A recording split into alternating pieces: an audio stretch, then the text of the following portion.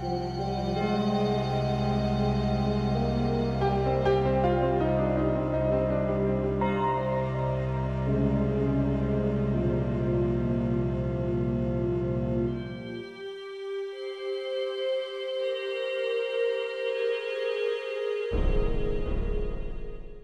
guys, EQOA Nostalgia here, and welcome to my survival horror discussion video. First and foremost, I guess the first thing I should say is, where the hell is survival horror? What has happened to the genre? It's gone. Survival horror, oddly enough, hasn't seemed to survive this current generation. There are a couple of games that are survival horror-ish, if you will. You've got Amnesia and Slender, and those were both pretty decent games, but they're not really the traditional survival horror that I'm used to, that most of us are accustomed to. Now, I don't know about you guys, but when I think of survival horror, the games that immediately come to mind for me are Resident Evil and Silent Hill. Now, I'm going to be discussing both of them in detail a little later on, but for now I want to stick on topic of what the hell has happened to this genre. I think the biggest thing that has happened to survival horror is that it doesn't appeal to a broad audience. It doesn't appeal to a casual audience, and it just doesn't pull in a lot of numbers. I mean, you have to face the facts that the industry has changed drastically from the PlayStation 2 generation to now. I mean, games were never cheap to develop, but they are certainly a lot more expensive this generation, and with the next generation a couple of months away, it's just going to keep getting more and more expensive. And I think it's a really unfortunate thing that's happening, and I'm one of those people who thinks that there is an industry collapse right around the corner. Now, I'm not saying doom and gloom, video games are going to disappear, but this current trend just cannot continue. There's a very serious situation right now happening with video games where developers just don't have as much creative freedom as they used to. And that's mostly because games have gotten so expensive. They're very expensive to create, and therefore they're not as willing to take risks and to go in different directions anymore. So AAA titles aren't really cranking out any serious survival horror games. They're going more with the action, straightforward action type of games, like Resident Evil 5 and 6, for example. One of the things about survival horror is that it's never really been an easy genre. You have to be good at it. And it's usually one of those genres where if you get halfway through the game and you're not doing good, you could end up having to completely restart the game. I mean, it's very unique in that way, that you could end up getting seriously screwed over if you make mistakes and you don't conserve ammo and things like that. So that kind of model just doesn't lend itself well to a casual crowd, and the casual crowd is where all the money's coming from. And this problem isn't just affecting survival horror, although survival horror has basically been impacted the most because it's been completely shut down, so to speak. But it does certainly appear that other genres are being affected. A lot of people are wondering where the challenge went in games, not just the creativity, but the challenge. These days it seems like playing something on the hardest difficulty is more like playing it on the normal difficulty from 10 years ago. And that just brings me back to my point that games have been made more mainstream and they're trying to appeal to a more casual audience. And you can see the same trend in MMORPGs, like games like World of Warcraft have gotten easier and less time consuming over the years. I remember when Max Payne 3 first came out, people were complaining that it was too hard, and it is a challenging game, you do die a lot, but that's how it was back in those days. And Max Payne 3 began development a while ago, so they just kind of stuck to that formula, the old school formula, and they didn't change it. And you have the same thing with Dark Souls. That's basically an old school style difficulty game. So there are old school challenge type games out there, but they're very far and few in between. And speaking of far and few in between, I mentioned Amnesia and Slender earlier. Now those are two games, if you take a look at them, they're not really mainstream AAA titles, they're indie games. But that's the beautiful thing about indie games, is that they haven't really sold out to the masses. They're taking risks because those games don't really cost a lot to develop. They can afford to take those risks. And that's one of the reasons why my Steam library is full of indie games, and it's just going to continue to grow with indie games. Now I know it sounds kind of cliche to say this, but I do believe that indie games are a way of the future. I think that they're going to be around for a long time, and they're going to be very popular. And I think you guys are going to find over the years, if this continues, this current trend of making things easier and streamlined, if it continues, indie games are going to get more and more popular. Now, obviously, I could be mistaken. I mean, I'm not some video game prophet, but I do think that that's going to be the way things play out. Now, I just want to take a couple minutes here to talk about Kickstarter, since it does fall underneath the indie category. Kickstarter is hit or miss, but when it hits, it is awesome what it does for games. I was actually first introduced into Kickstarter when the spiritual successor to SOCOM, H-Hour Worlds Elite, came out. And the original creator of those games, David Sears, decided he wanted to start his own project when the SOCOM series kind of fizzled and fell apart. Now, I pledged into that, and I threw down my money, and you know, I just got my patch the other day. I was real happy. I got my letter and all that stuff, and that's really cool because it personalizes the experience. You know that you helped to create that game, and when the game comes out, it just gives you a sense of pride that you wouldn't get from just going to the store and buying a game. I mean, my name's going to be in the credits in that game. It's just awesome to me, you know what I mean? So Kickstarter can be a really beautiful thing for games.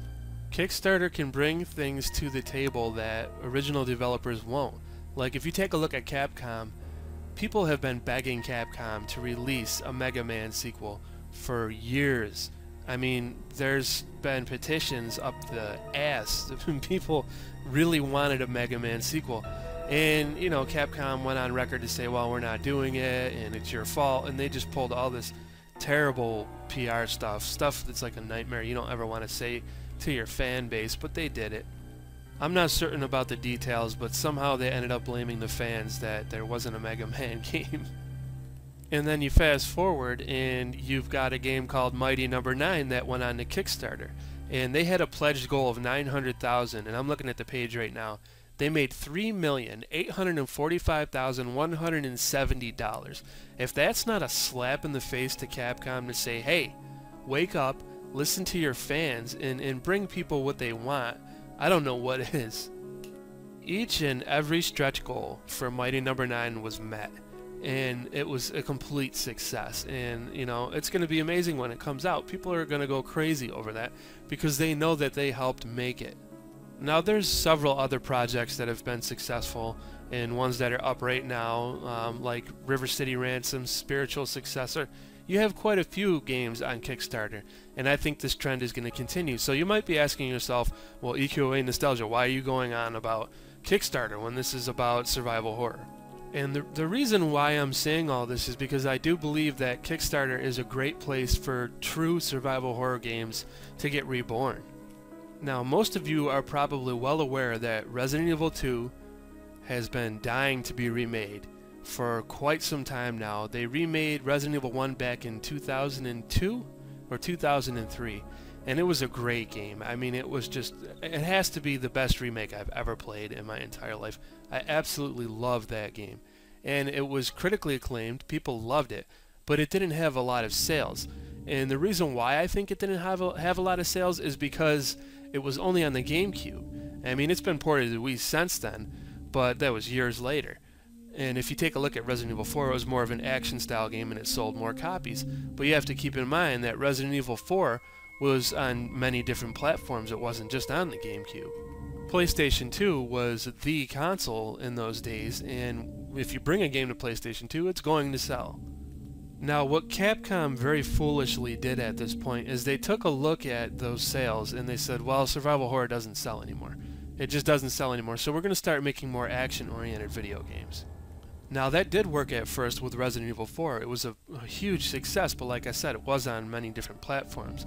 But one of the main reasons why that game was such a success is because Shinji Mikami worked on that game. And he is the grandfather of survival horror. I mean, he started Resident Evil.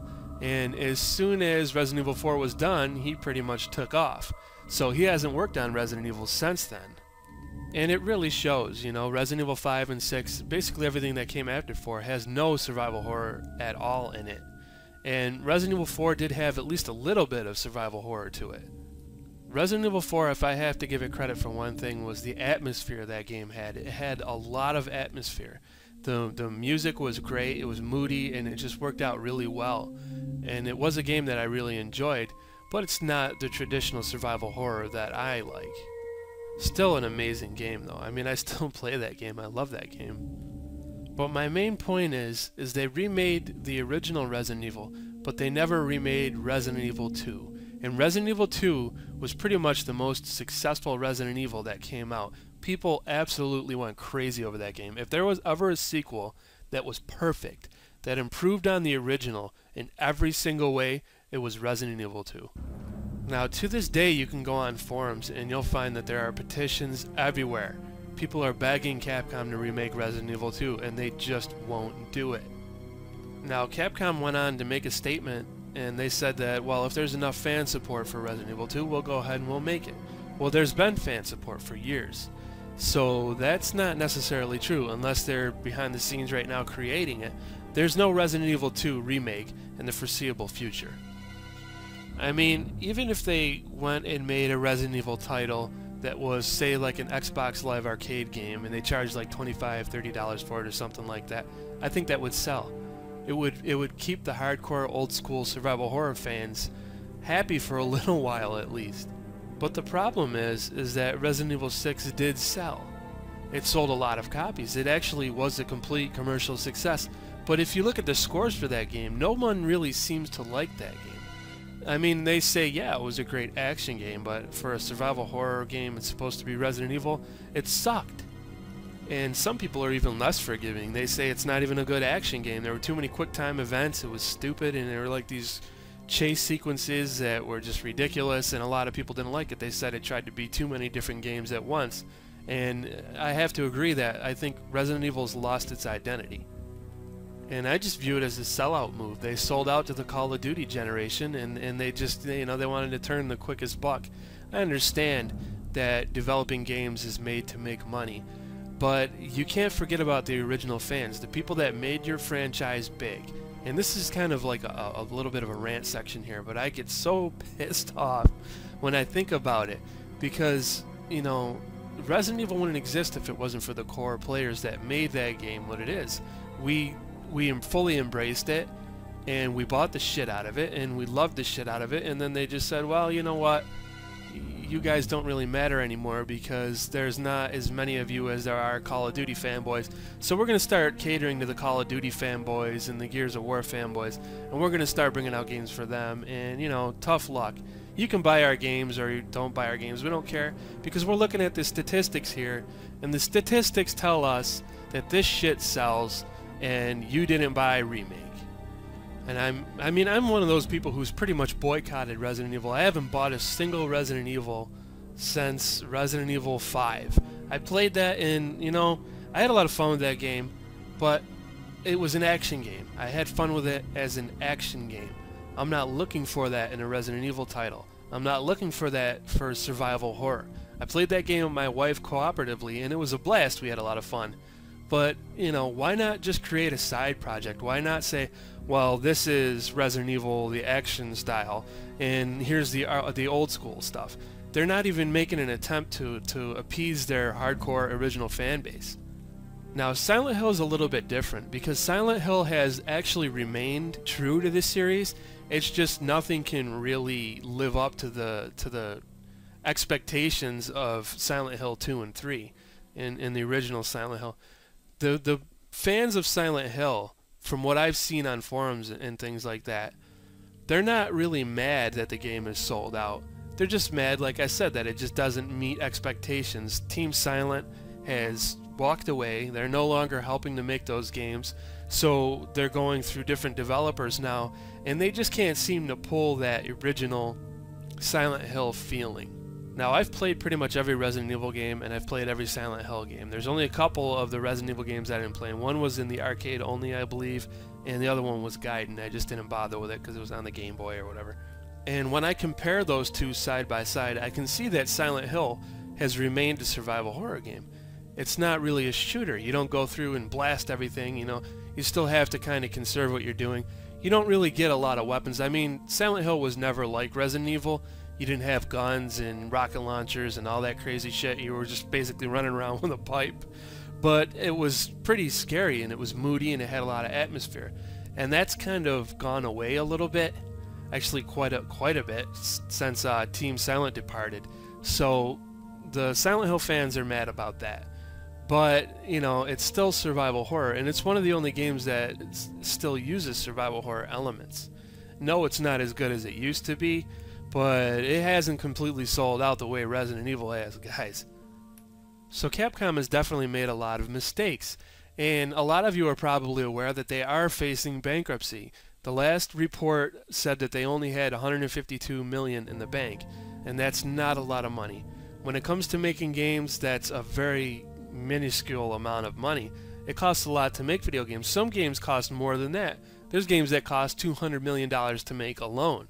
And I feel bad about Capcom losing money and possibly going bankrupt, but at the same time, I can't really feel too sorry for them.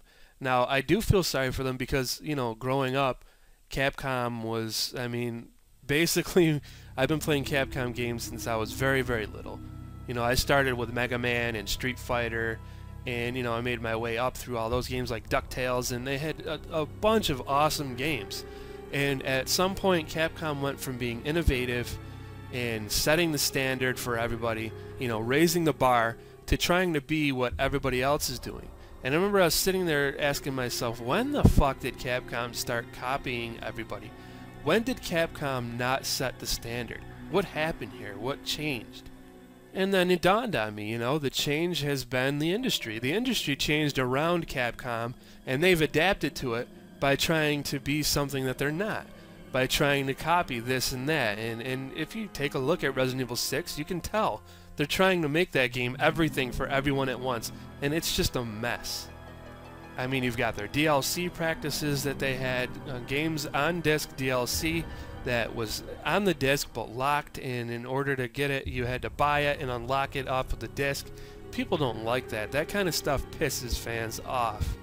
So now that Capcom's facing bankruptcy, what did they decide they were going to do? Release more DLC. That's their answer. Well, we're going to have to step up our DLC, and more DLC for this, more DLC for that. And DLC can be cool.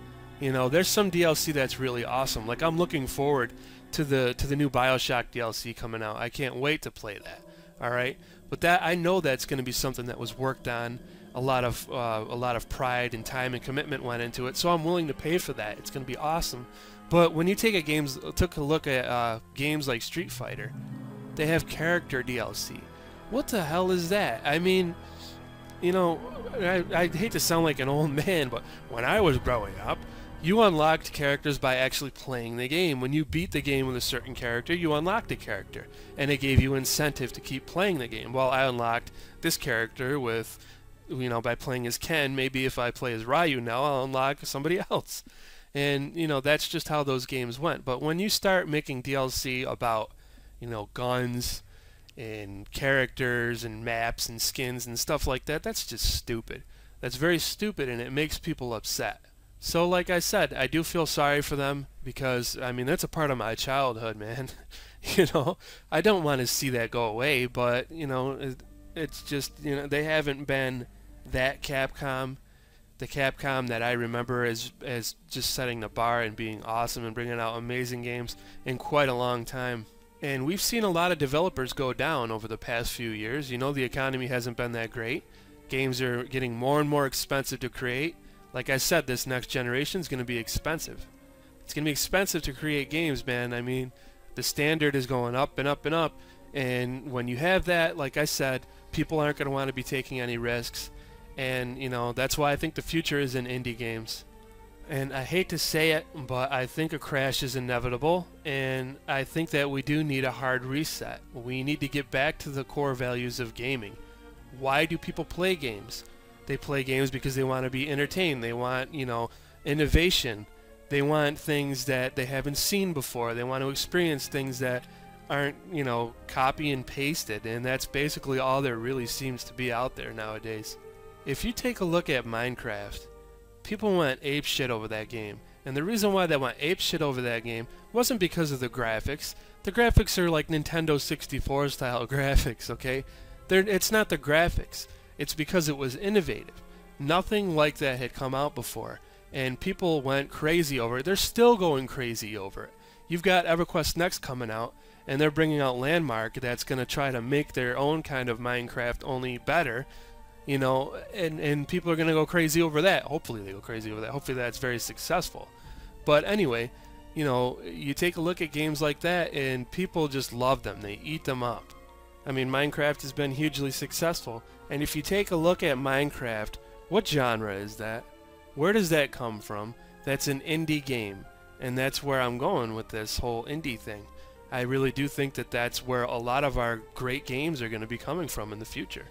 I mean, do me a favor, guys. Take a look at the games that are coming out on the Xbox One and the PlayStation 4. Take a look at those games and tell me how many of them fit underneath the shooter category, the action category, and the sports category. And then report back to me and tell me how many that is. Not really, but I mean, you understand where I'm going with this here. There are almost every single one of them is going to be action, shooter, or sports. I mean, I like shooters. I do. I like shooters. They're fun. But how many fucking shooters can you play before you're just ready to bang your head against a wall and just think, oh my god, give me something new. Give me something innovative. And you know, when you take a look at survival horror games, they are action, sort of action style games, but you have to be conservative. And people don't really like being conservative because they like to blow off 500 magazines and in 10 minutes. They just like to shoot and blow shit up. And you don't really have that with survival games, survival horror games. Typically, you're running away or you're trying to conserve your ammo. And, you know, that just doesn't appeal to the bang bang boom boom generation.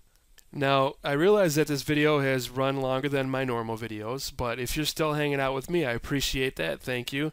But I'm just going to wrap it up by talking a little bit about The Evil Within. I'm really looking forward to this game. You guys should be looking forward to this game, especially if you're a survival horror enthusiast like me. Now, as I stated earlier, Shinji Mikami is working on the game, and it is slated to be released in 2014. So hopefully all goes well with that, and it sells a lot of copies, and developers get an idea that there's still money to be had in the survival horror genre. I thank you guys for watching, and I look forward to seeing you all in the next video. Hey, it's up to us to take out Umbrella.